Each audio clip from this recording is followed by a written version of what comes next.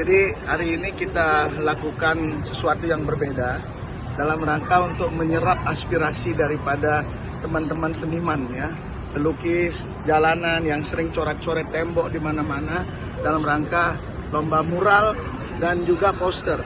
Juga kami mengundang kartunis dalam rangka untuk mengekspresikan keinginan daripada para seniman ini mau digimanakan Bali ini ke depan. Mau ingin apa teman-teman ini.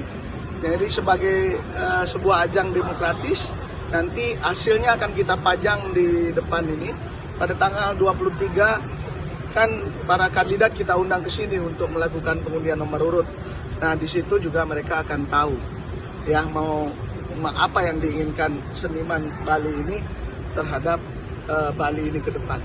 Jadi saya pikir itu, dan mudah-mudahan ini menjadi pemicu bagi para pemimpin Bali ini untuk mewujudkan aspirasi semua masyarakat Bali. Saya pikir itu acara kita hari ini. Seluruh pemimpin di Bali, bukan hanya di provinsi tapi kabupaten juga. Ya, saya minta teman-teman yang harus lebih banyak memviralkan lagi nanti hasilnya.